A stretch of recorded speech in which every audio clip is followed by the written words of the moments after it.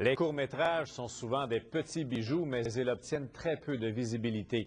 Bien souvent, ils ne sont diffusés qu'à l'intérieur de festivals se consacrant aux courts-métrages. Mais des jeunes cinéastes de la région ont commencé à utiliser le web pour diffuser leurs petits films, un phénomène de plus en plus populaire d'ailleurs, nous dit Mélanie Patry. Depuis quelques mois, une dizaine de jeunes réalisateurs de Saguenay, regroupés sous le nom de Trois-Règles, goûtent aux possibilités du web.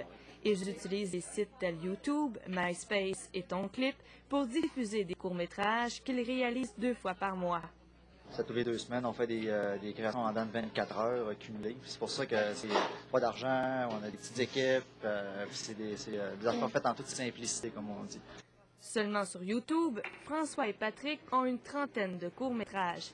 La facilité d'accès au site leur donne une belle visibilité. C'est n'importe qui de tes amis qui peuvent t'appeler de Montréal et dire « j'ai pas vu ton dernier film », ben, tu l'envoies sur YouTube puis ils le voient. En tout, leurs films ont été vus par plus de 5000 personnes. La traversée du lac Saint-Jean. YouTube, ben, ça permet de se motiver aussi à dire notre vidéo, il reste pas dans notre ordinateur, puis il n'a pas été vu juste une fois. Là. Patrick François et leur bande ne sont pas les seuls à utiliser le web comme moyen de diffusion. Les courts-métrages arriveraient au 3e rang des documents les plus souvent mis en ligne sur le site YouTube. Selon la directrice générale du festival Regard sur le court-métrage, ces sites Internet donnent une belle visibilité à ces petits films de moins de 5 minutes. Des films qui se retrouvent sur YouTube, je trouve que c'est intéressant pour c'est ça, la relève, des gens qui veulent se faire connaître.